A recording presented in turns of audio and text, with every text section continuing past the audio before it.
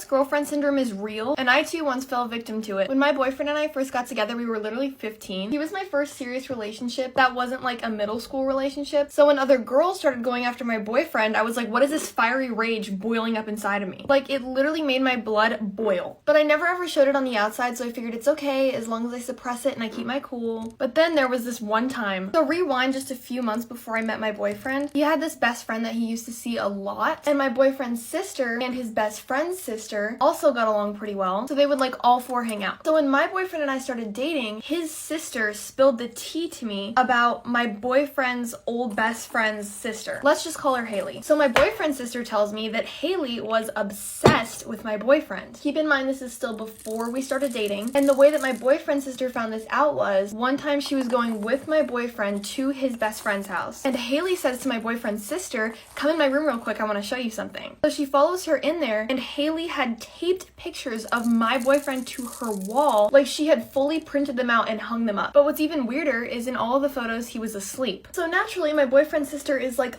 where did you get those pictures? And Haley's like, oh, I took them of him while he was sleeping. Fast forward to when me and my boyfriend are dating. He had stopped hanging out with that friend for other reasons. And on one random Tuesday, me and my boyfriend and his sister all decide to go to the mall. So we're in Barnes & Noble, and my boyfriend's like holding this book open, and his sister and I are like looking over his shoulder at the book. I don't even know what we were talking about. And there's this girl that starts kind of also peering over, looking at the book he's reading, and she says something to us really, really quietly, but it was like about the book. And all of us kind of turn to look at this girl, and we're like, what? On God, I actually don't remember what she said about the book, but it was something about one of the main characters or some interesting fact because she had read it. And we were all kind of like, oh, okay, cool, thanks. And then she starts to walk away because we were upstairs. So she's walking towards like the escalator to go back down. So she starts going down, and then she stops, runs back up and back towards us. We're gonna call my boyfriend's ex-best friend Chad for the sake of the story. And she goes, oh, and Chad says hi. And then she turned around super quick before anyone had time to say anything back and like ran back down the escalator. So I look at my boyfriend and my sister, and I'm like, what? What was that? And my boyfriend's sister's like, Jesse, that was Haley. And then I was like, oh. I look at my boyfriend, and he just goes, oh wait, really? I didn't really look at her. I also thought it was weird that she said Chad says hi because she didn't have time to like talk to her brother from when she had seen us in the bookstore. I honestly just think she just wanted us to know it was her because this happened like at least a year later. That was definitely not the first time something like that has happened. Don't even get me started on the girl that used to join an Xbox party with my boyfriend just so she could complain about her boyfriend to him. And then months later went around telling everyone that my boyfriend and her were best friends even though my boyfriend hadn't talked to her in months. He blocked her. So that's a story for another day. I learned when you're secure in your relationship, you're with someone who's trustworthy. At the end of the day, you won. So that thought process and knowing that I'm secure in my partner are the two things that help me overcome feeling any type of jealousy when that type of stuff happens. But on the other hand, if you can't trust your partner, and if you're worried that if another girl pursues him, he'll leave you for her, leave first. My 23 female boyfriend, 24 male, wants us to start using a human litter box for our bathroom needs so that we can save water. Me and my boyfriend have been living together for 7 months, and we have a cat who, of course, uses a litter box. My boyfriend has been oddly fascinated with the litter box the entire time we've had the cat. He was always researching kitty litter and kept extolling the virtues of how efficient the litter box is. At first, he brought it up as a joke, the idea of using a litter box instead of a toilet. I laughed at first, but he kept making the joke for like a week. Then he started, after the joke, being like, quote, but seriously, how would that work? A human litter box. And then started theorizing. A few days later, he presented his idea to me as to how a human litter box would go. He wanted to buy a mini inflatable kids pool and fill it with sand. This would be in our bedroom. You would squat in it and do your business. Next to it, he would put a basket with toilet paper and a scooper. And there'd be a small garbage bag next to it to scoop material into after. There would be hand sanitizer too. He was completely serious. We had an argument and I put my foot down and said, under no circumstance are we doing this. He was pretty mad, but stopped bringing it up. Yesterday, I came home after a few hours of being out and I heard grunting coming from our bedroom. I peered in and was horrified at what I saw. He had done it. He had put it all together. In my bedroom was an inflatable kiddie pool filled with sand, and squatting in the sand pool was my boyfriend, naked, taking a dump into the sand. I was so astounded I couldn't speak. He saw me and shrieked in surprise, shouting, "Close the door!" I slammed it in horror. I couldn't believe it. He really actually did it. A few minutes later, my boyfriend came out with a small closed garbage bag in his hand and said sheepishly, well, it works. Like it was no big deal. I lost my temper and basically was like, what the fuck is wrong with you? He said it was a worthy experiment, and we kept going back and forth with me saying how disgusting it was and him saying I didn't even try it yet, so I couldn't judge. By the way, the whole time he still has a bag of shit in his hands. I left to go stay with my parents and we have been texting. I don't know what to do. Aside from this, our relationship is good. Should I demand he remove the litter box? Should I let him use it, but I still use the toilet? Should I try the litter box to humor him? It is just so weird. I don't know what to do. Has anyone else had a boyfriend insist on using a human litter box? If so, how did you handle it? I saw a video of a girl asking if you have ever had a friend that just hated you, and I thought this was my time to shine. So I went through a lot of different like friend groups and best friends and stuff throughout my whole life, but I had one friend that I had for 7 years and one friend that I had for 4. And the friend I had for 7 years I started becoming friends with this other girl in high school, and I just introduced the two of them together, so then all 3 of us became a trio. And one weird thing about my school was that we didn't have, like, people weren't just, like, friends with just one other person. Like, there weren't a whole lot of that. It was a lot of big groups. So even though we weren't popular, everybody, like, knew of us because we were that weird group that, like, the weird trio. Like, I'm telling you, even teachers knew not to separate us because we were going to, like, back together. So fast forward to senior prom, we're going to call them Rachel and Ashley. Rachel and Ashley went to Ashley's house and decided that they were going to get ready together, and I got ready at my house. Now, this made sense because Ashley lived pretty far out, and I had a hair appointment in the middle of the day, so it didn't really make sense to drive all the way out there, drive back into town, drive back out there. I just got ready at my house. And if you've seen my prom pictures, you know I did Lady Gaga's Met Gala look for prom. Skipping blush and highlight because I'm doing that in a different video. So I finished my makeup, and I text a picture of it to Rachel. And she's like, oh, you need to take that off. You cannot wear that. That is embarrassing. Like, we do not want to be seen with that. And I'm just like, no, like, I spent 2 hours on it. I did not have time to take it off. I was like, no. And she was like, okay, well, then we're not going to come get you. Now, my parents had my car because one of their cars was in the shop. And I was like, you have to come get me or I can't get there. So begrudgingly, they come to my house and they pick me up. And then we meet all of our parents to go do pictures. Now, when we get there, they take one picture with me. Also, no, the whole drive over, they did not talk to me or acknowledge me. So they take one picture with me, then I get sprayed by a sprinkler and I get soaked. So now I'm crying. They do not care. They have better things to do. And then at this point, the parents are finding this weird because I'm being like completely overlooked, and that's never happened before. At least that they've seen. So all the parents are like, are you okay? What's going on? I'm like, I'm fine. Don't worry about it. Everything's fine. So we finish pictures and say farewell to our parents. So then we go to dinner. It's the most awkward thing ever. No one talks to me. So I'm just like, okay, when I get to prom, I'll find other people. At prom, some other girls hang out with us, so it's fine. It doesn't feel too awkward. Then when we get in the car to leave, Ashley looks at Rachel and is like, hey, do you want to spend the night at my house? And Rachel's like, yeah, I'd love to. So Ashley goes, great. We'll drop Allie off and then we will go to my house. And that's exactly what happened. Story time about how I was stalked by what I honestly believe was a serial killer. In 2020, this guy moved into my apartment complex down the hall from me. My first encounter with this guy was in the hallways on his move-in day. He looked at me and the first thing he ever said to me was, "Are you scared of me?" I thought that seemed a little strange, but then I realized that he was moving in to my guy best friend's apartment. So I texted my guy best friend and I was like, yo, your new roommate seems a little bit weird. Be careful. The following days, I keep finding this man everywhere I'm going. He was in the elevator with me. We got out of the elevator at the same time. I doubled back to make sure no one was following me. And he, at the exact same time, peeked out from behind the wall he was hiding behind. We made eye contact. And he laughed this evil demonic laugh, and he found out which apartment was mine. I was like, oh my gosh, like what should I do? I did call the police, but the police wouldn't take me seriously. I go over to my guy best friend's apartment, and obviously the stalker and him are sharing the same apartment unit. While I'm hanging out with him and a bunch of other guy friends, the stalker dude starts pacing back and forth through the apartment with an axe on his shoulder and a helmet. Just pacing, not saying a word to anyone, just pacing back and forth with an axe. He then proceeds to block the door like this. This guy's 19 years old and he's ripped on steroids. This guy couldn't even walk normal because of his muscle mass.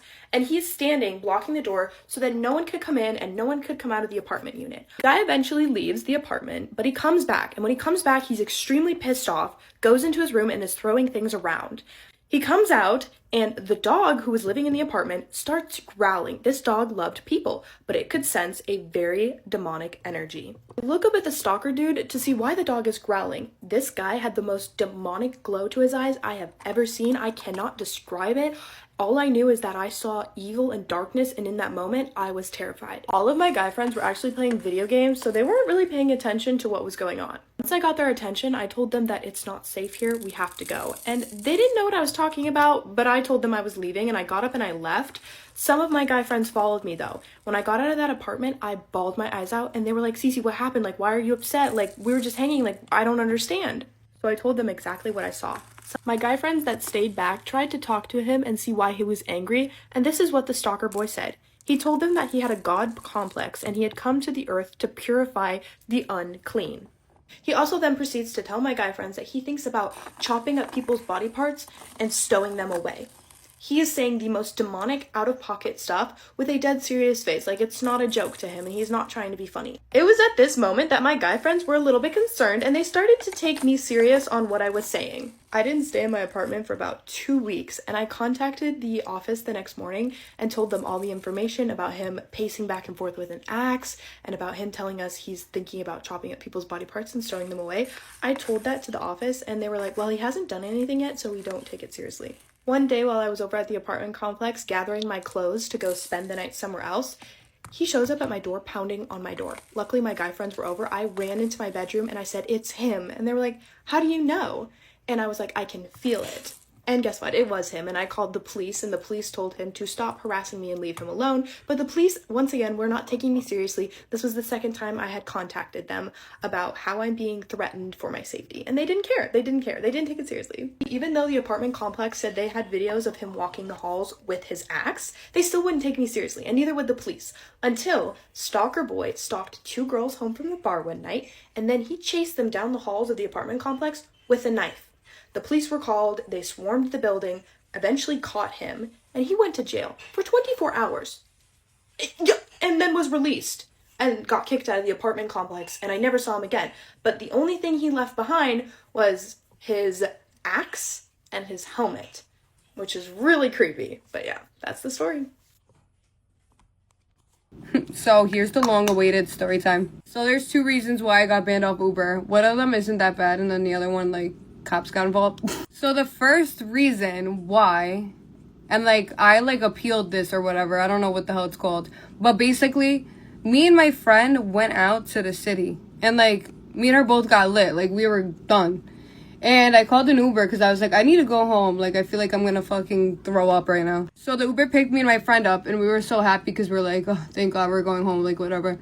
And all of a sudden, the Uber just starts driving in circles, literally in circles. And we're like, what are you doing? Mind you, he had the whole GPS in front of him and it was telling him he was going the wrong way. So why aren't you listening to the GPS? So I was like, I'm going to put on my phone if you don't know where to go and I'll tell you where to go.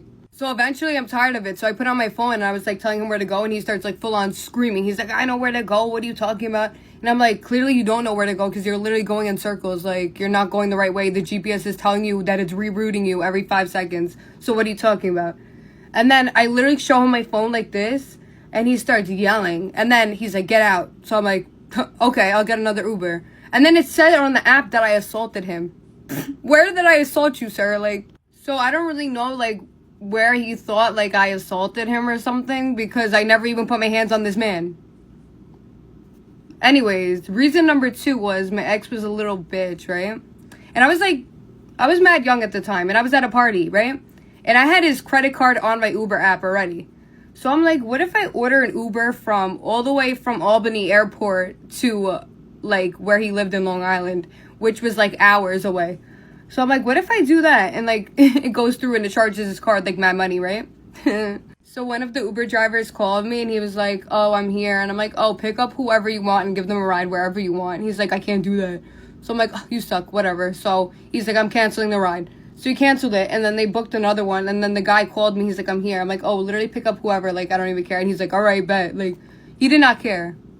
So I guess he picked up some random person and ended up taking them somewhere, and it ended up charging his card, like, over $400. Sorry if I'm talking really fast in this part. I just don't want to do part 2 and I only have like 30 seconds to say the rest of the story. But basically, he calls me the next day, like, bugging out, like, why are you using my card, like, spending my money? And I'm like, I don't know what you're talking about. So then the next day, he shows up at my house with his mother and the cops, and they were like, oh, let me see, like, where it said that she used your card or whatever. He shows them, and it says I was an authorized user on his card, so I didn't have to pay back a dime, like a dime. But yeah, that's what that man deserved, because he got me locked up at 16 because of him, with him. I always got my look back, though. Don't play with me. The scariest thing happened to me last night. The only reason I'm kind of laughing about this is because I'm still in a state of shock.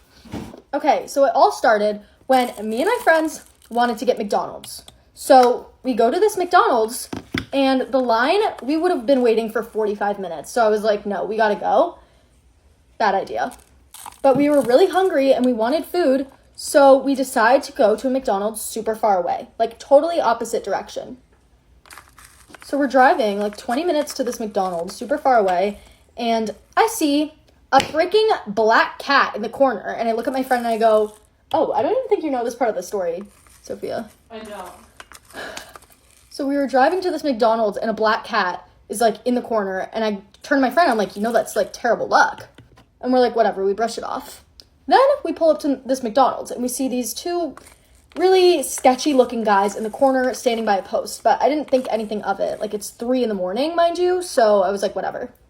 So we get our food. First of all, the freaking ice cream machine, of course, wasn't working. The one thing I wanted, I was already in a bad mood, and we just wanted to pull over to, like, take a bite of, my friend wanted to take a bite of her food, so we pull into this little spot, and I'm not kidding, when one of the guys got into his car right next to us and started zooming up into his window and staring at us like this. And my friend goes, oh my God, he's staring at us. You need to move. So we drove to the middle of this parking lot that had like 300 spaces that were completely empty. It's 3 a.m. No one is out. I'm in the middle of this parking lot because we just want to eat our food for like 1 second. We were far away from the pass spot. And 2 seconds later, this man drives up to the spot right next to us. Right next to us in the middle of this empty parking lot. So I looked at my friend and I go, that's literally him. And I sped out of there, like so fast. I've never driven faster. Started speeding down the roads. Thank God our other friends were in a car nearby also getting McDonald's. So they were able to like kind of help us. So we were going up and down the roads, making U-turns. And apparently the guy followed us and took 4 U-turns following us up and down the street, like literally following us, and I was speeding. And then my friend had my fries, and he was like, oh, come to this parking lot to get the fries.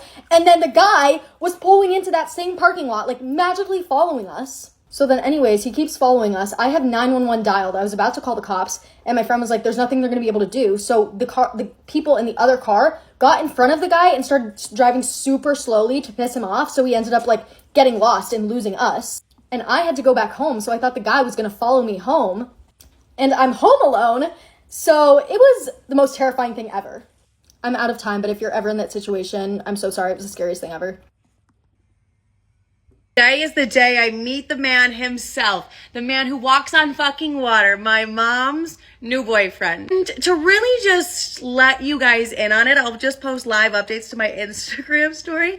So go follow me on Instagram because I honestly just think it's funny. She's gonna kill me for that one. She really, really is. But I'm meeting the man today and I honestly gotta have like no expectations, which like I don't know if that's a good thing or a bad thing. Like I can't tell if I just truly don't give a fuck or I'm just like, wherever the wind takes us, like whatever we're gonna do. Okay, this is not fucking working. But I've been fucking with her all week. I'm like, I'm gonna run up to him and be like, hi dad, like my new daddy, hi daddy. He's like, Olivia, don't. I'm like, mom, I'm a grown ass woman. Why the actual fuck do you believe that I would do that? And I'm like, wait, I am insane. Like I would do that. The woman's clearly had anxiety all day because she texted me and she was like, here's a list of things that you're not allowed to talk about. I was like, bitch, what the fuck? I can't even tell you guys the list because you would be like, wait a minute, what? But I think she's just anxious because like I am her golden child. Sissy watching this like, what the fuck, bitch? No, but like I think she's just anxious for me to meet him. So that's why I think she gave me the list because I'm like, I'm not one to follow a list, and like if you tell me not to say something, I'll probably say it. Also, guys, I had a spiral today. I fully fucking spiraled today. My God, and a man in the airplane saw my titties. I'm spiraling because I posted my new podcast clip today, and like Tim came on the podcast. We talk shit about men in our lives, whatever. Tim's man is like, oh my God, like can't wait to listen to the podcast. We're like, wait, what the fuck? We did not know he would listen. And then the man I talked about, guys, like, so I've never really had a man confront me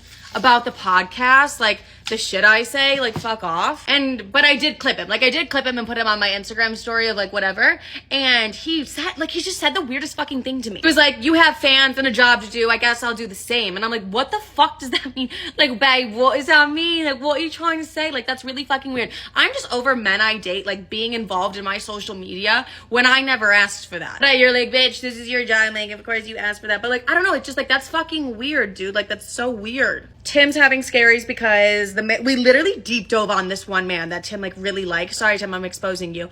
And it's just like, they're listening. But back to the man seeing my tits today, whatever. I was wearing my Aritzia romper on the plane today, went to the bathroom, locked the fucking door. I swear I locked the door. And so like when you're wearing a romper, I have to take my whole fucking romper off, like titties out, he saw literally everything. Opens the fucking door, slams it shut. And I'm like, that's so embarrassing. I wasn't even like, what the fuck? Like I normally would be. I just went, whatever, like I just don't care. Like you saw my titties, I just don't care. And that's like when you know I'm over it. But Weekend, I got robbed. Someone stole my purse, wallet, and ID. Story time. So I went to go see the new Indiana Jones movie with my friends, and then we went to In-N-Out afterwards. We got to In-N-Out probably like 11:30, and then left around 12. So we all got up. I remember grabbing my like tray to throw away my wrappers and everything. I don't distinctly remember grabbing my purse, but I know that there's no way I would have left it just sitting on the table. Because I literally have a fear of like losing my stuff, so I'm always ultra aware of where everything is. So I am sure that I grabbed it. So the four of us went to go drop off my friend's car across town because we were gonna carpool back to my boyfriend's house and all spend the night. So we pull up to his house. We all get into my friend Michael's car. Somehow it wasn't until then that it hit me I didn't have it because I was like, guys, wait, where is my purse? We must have spent like 20 minutes looking through Michael's car, Justice's car. Like it was literally just gone. And that's when I was like, did I really just leave it at In-N-Out? So I locked my card, called customer service. They called the location we were at and said that they had them look, but that they found nothing. We had a 40-minute drive back to my boyfriend's house, but Michael was like, you know what, Jesse, do you want to just stop at the location on the way back?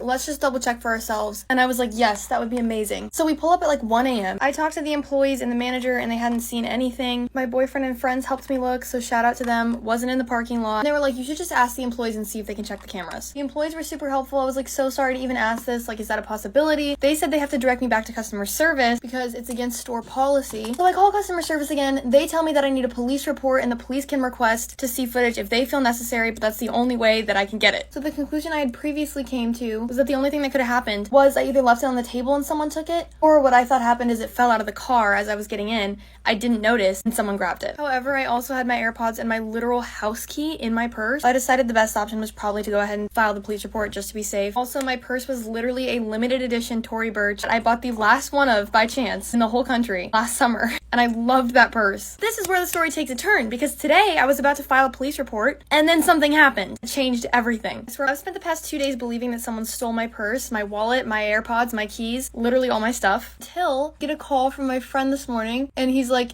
guess what? Turns out even though the four of us turned that car upside down, and I swear we checked every crevice, my purse was in his car the whole time. It was literally just buried under a stack of papers, like kind of lodged into the side of the seat. The only place I guess we didn't check. I did already cancel my card and order a new one, but oh well. Low-key sad though because it was going to be an excuse for me to buy a new purse and wallet, but maybe I will anyway to reward myself from the trauma I've been through this weekend. Have you ever had a friend that literally hates you for no reason? Because I have. I was friends with this girl in high school. Let's call her Brittany. We were friends for probably a solid 3 or 4 years before I had to block her completely. When we would have sleepovers with a group of friends, this girl would be brutally picking on me the entire time. But when it was just me and her, she was great. She used to call me dumb and say she was smarter than me literally all the time. One time there was a pool party at her house and all the girls were putting on their swimsuits in one room. We were kind of all facing different corners of the wall. And she turned around around, told everyone to look at me while I was changing, and started laughing at how skinny I was. Literally was pointing at me and laughing. And this is when I was like 14. Another time when we were like 16 or 17, I was having a sleepover with her and another girl, and she forced me to sleep on the tile floor while they slept on beds with no blankets or pillows, just straight up on the tile. Then she told me at the next sleepover she promised she would give me the bed, and then at the next sleepover the exact same thing happened again, and I slept on the cold hard tile with no blankets or pillows. She also hated the fact that I wanted to be an influencer and that I was actively pursuing that. She would always tell me my career was gonna fail, I was gonna amount to nothing in life, and I was gonna end up homeless on the streets of LA while she was successful. I think part of the reason she was so mad was because her ex-boyfriend confessed his love to me, but I rejected him, and that was also like towards the very beginning of our friendship. Like, I'm telling you, there had to be more. She was also that girl that would immediately start putting me down whenever we were in front of a group of guys, like I was a threat or something, and she was trying to make me look bad in front of them, like, all the time. So eventually, senior year rolls around, and I decide I am sick of putting up with her BS, and I don't know why I'm doormatting to her all these years and still being her friend when she treats me like that. My light shut off. So I'll tell you how our friendship breakup went. This is when I figured out that this girl is actually crazy. So I just started completely ignoring her and not responding to any of her texts, which worked for a month or two, until one of my other best friends was having a birthday and she wanted all of us to go out to brunch. Obviously, Brittany was gonna be there. So I thought, it's fine, there's gonna be like 7 of us there. I can easily just not talk to her, I'll just ignore her. Little did I know what was about to go down in the middle of this restaurant. Go to part 2. I'm stuck in a loveless relationship because I cheated on my wife. I know I'm going to get a lot of crap for the absurd age gap and the way we started. And I agree and I deserve it, but I would really like some genuine advice past going to counseling. She won't agree and I can't afford it anyways. Tangible things that I can work on and introduce to help us GE this either as a couple or as effective co-parents. Long story short, my ex-wife and I were together since middle school. We have 4 daughters in their teens. I was a stay-at-home dad and part-time worker for most of my life until my youngest was in middle school. My ex agreed to invest in a passion project business of mine. I hired a receptionist. We started an affair and she baby-trapped me. Now we're living together and have a young son. She resents me because she feels she was fooled. She saw me as a business owner who had a nice car, nice clothes, took her to nice places, etc. She thought I was rich, so she got pregnant on purpose, admitted it, not an assumption, hoping to use me to not work and sponsor her family from overseas. Well, actually my ex-wife and her family are the rich ones. None of our homes were in our names. We were renting from her parents and giving them a nominal fee with the expectation that these homes would be left to my ex and me after their death. This allowed my ex's salary, $150K, not huge in the high-call area, to stretch, and we lived a really good life. I left our marriage with half our savings, $25K, and my personal property and car. I lost my business due to lack of funding and I did not seek alimony. I resent her because I feel I was fooled. I thought she loved me and couldn't believe the interest a young, hot woman showed in me. She was incredibly persistent and pursued me strongly. But she has no feelings for me, no care or desire. Now that the ruse is dropped, I can't believe I gave up my entire life for what I see was an ego trip. I loved my ex-wife, really I did, and still do. But I had never been with another woman and any attempts to open our relationship were shot down. This was like a wet dream come true and I was weak. Now both me and my girlfriend are in a place we didn't imagine. She's living in a bad apartment with an old man and still has to work. I've lost my kids, the love of my life, my family, my lifestyle, my business, and it's all 100% my own fault. She stopped being intimate with me as soon as she found out I wasn't rich. We're still together on my end because I feel like I need to have something to show for this shit show of a situation. At least I got a son and a partner out of it. At least it wasn't for nothing. And also because I don't trust her with our son. She would never agree to give me full custody and she's not a good mother. I would be worried for his safety and the people she would have him around. I honestly don't know why she hasn't left me from her end. What can I do to improve this situation? I know logically it would be best to break up and co-parent, but I'm afraid for my son and I'm embarrassed for myself. Is there a way to salvage this situation? I'm thinking of just telling her we can have an open relationship. She can sleep with whoever she wants and go wherever she wants as long as she lives here, so I can have my son 100% of the time. I work from home. I don't know if that's the answer here though. I had an affair, my ex-wife divorced me and my kids absolutely refused to speak to me. I was an incredibly involved dad. Most of their lives I worked 1 to 2 days a week and then stayed home with them the rest. I was closer to them than their mom and I'd like to think I've never disappointed them before this. I made a mistake, it's been over 2 years since it all came out and I haven't been able to make any headway. My eldest is hung up on the fact that I now have a young son. Every firstborn of each generation in my family has been a boy for a long time and she broke the streak. I honestly could not care less about that. I've always thought that pressure was stupid and I'm not a traditionally masculine guy that always wanted a boy. But she's so hurt that I have a son and is convinced that's all I've ever wanted and he's replaced her and my daughters. None of that is true. All of my girls said they don't consider themselves to have a brother and want nothing to do with him. All 4 of them feel betrayed and blame me for breaking up our family. I deserve the blame, it's my fault and I take responsibility. But I can't change the past and I don't know how I can begin making up for it. My ex has full custody of them, but I'm supposed to have visitation 1 weekend a month. They're all in therapy and it was suggested to not enforce the visitation and respect their boundaries while they work through it. I've done that the entire time and there's no progress made. Does anyone have any suggestions about what I can do here? My ex absolutely hates me but was always supportive of the girls staying in contact with me. She's respected their wishes but still gives me updates once in a while. My eldest is turning 18 soon and graduating this coming year and probably moving away for university. I feel like the time to make up with her especially is slipping away. I know I'm the bad person here. I was a terrible husband, but I was honestly a really good dad and I miss my girls. Good news, my girlfriend and I have broken up. She has gone back to her home country and left my son with me. Refused to sign any formal custody agreement, so I'm hoping she stays there and doesn't bother us again. I'm pretty sure if she comes back and demands time with him, I have a good case for maintaining custody. She's not even interested in FaceTiming with him, so he remembers her. I feel bad that my son will deal with a crappy/absent mother, but I hope I can get him into therapy as he grows. Bad news, I've tried my best to insist on visitation with my daughters and that has fallen through. They absolutely refuse to see me. They wrote me a letter together that says how much they hate me, how betrayed they feel, how they'll never forgive me, and how my son will never be their brother. To not even bother telling him about them because they'll never be interested in knowing him. Just to forget about them altogether and move on with my new family. I have no legal recourse.